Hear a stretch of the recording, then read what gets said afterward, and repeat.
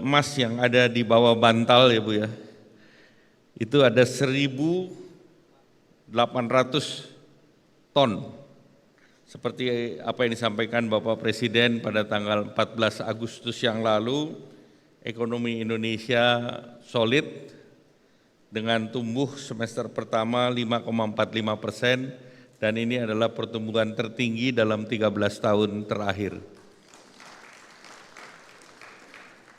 Dari sektor manufaktur tumbuh 50,2%, kemudian investasi tumbuh 7,2%, 1.010 triliun di semester 1.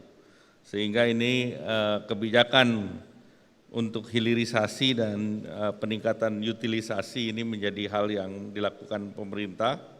Di hal yang sama, kredit pemerintah juga, kredit perbankan tumbuh double digit 12,67%, dan ini juga salah satunya karena program unggulan pemerintah, baik Koperasi Desa Merah Putih maupun MBG.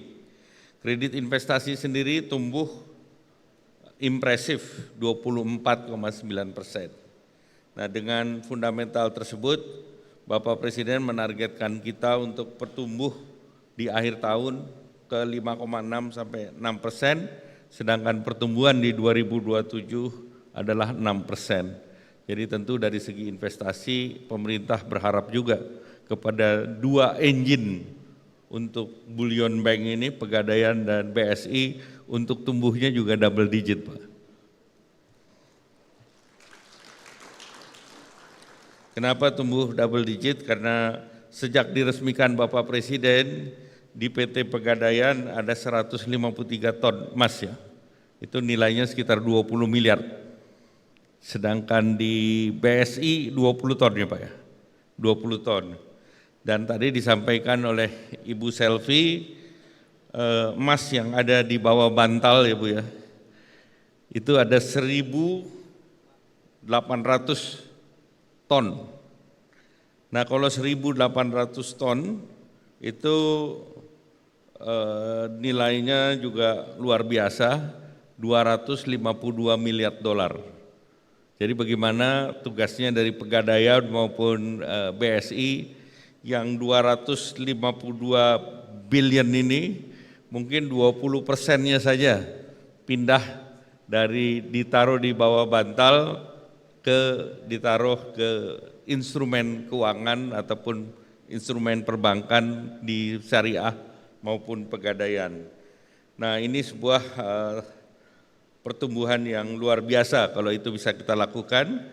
Karena kalau kita lihat Amerika punya stok emas 8.133 ton, kemudian China 2.331, kalau Indonesia 1.800 itu udah langsung di bawah mereka semua. Karena India 880 ton dan Singapura tentu punya juga relatif lebih rendah dari itu. Namun memang dari BI kita juga masih rendah, baru 70 ton di Bank Indonesia. Nah pemerintah terus mendorong kebijakan hilirisasi, kemudian Bapak Presiden kemarin juga menyampaikan dalam pidatonya terkait dengan Bullion Bank, sehingga Bullion ini menjadi sesuatu yang diandalkan ke depan, terutama untuk meningkatkan nilai tambah daripada hilirisasi di sektor mine and energy. Nah dari kegiatan Bullion ini tentu pembentukan IBMA menjadi salah satu langkah kelembagaan yang strategis untuk mengintegrasikan ekosistem, dan kami ucapkan selamat kepada 11 founder member yang sudah mendorong IBMA ini untuk dapat hadir.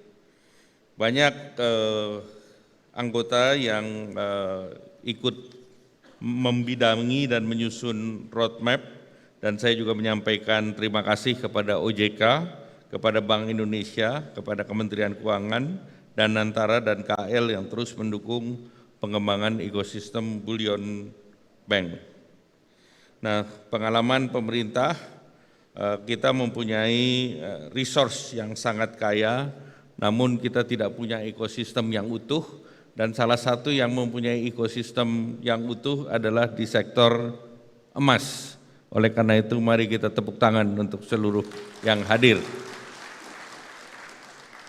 Karena emas mulai dari pertambangan, refinery, manufaktur, lembaga jasa keuangan, produk keuangan termasuk kemarin ETF, perdagangan, industri perhiasan juga punya sentra sendiri di Jawa Timur, di Surabaya, dan juga infrastruktur pasar. Hampir di semua kota besar, jalan pertama yang kita lewat, jalan yang sifatnya komersial, pasar, pasti di situ ada toko emasnya.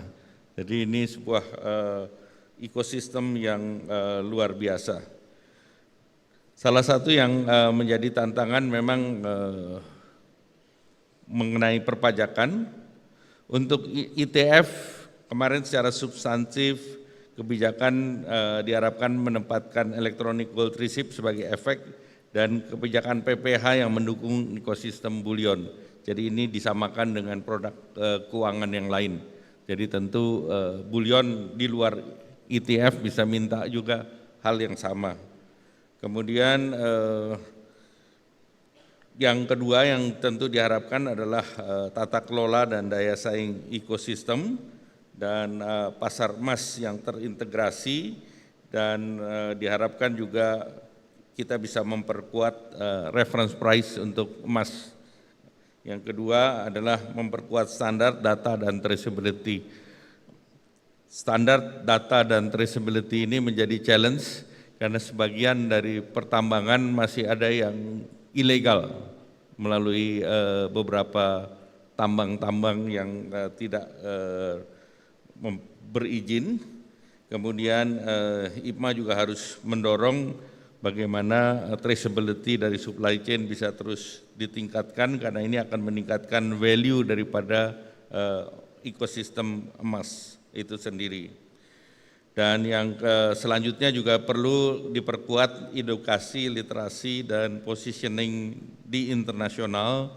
Nah, salah satunya tadi membuat conference, Indonesian Gold Conference ataupun Expo yang tentunya berskala internasional. Dan sebetulnya emas sudah menjadi komoditas yang diketahui oleh masyarakat karena tidak ada anggota masyarakat yang kawin tanpa mas kawin. Jadi literasinya sudah 100%, kecuali bagi para bachelor nih. Bachelor yang belum mau menikah berarti belum mau menyediakan emas. Nah, sekali lagi pemerintah berharap dengan kehadiran IBMA dapat memperkuat koordinasi yang dibangun sejak awal menuju ekosistem bullion yang berkesinambungan dari hulu dan hilir, dan saya tentu berharap bahwa seluruh stakeholder itu nantinya bisa mengikuti 11 founding member untuk memperkuat IBMA. Dan IBMA tentu didorong untuk meningkatkan kesejahteraan masyarakat, dan saya ucapkan selamat kepada seluruh badan pengawas, pengurus, pendiri, dan anggota IPMA. Selamat bekerja dan berkolaborasi untuk memperkuat ekosistem bullion Indonesia.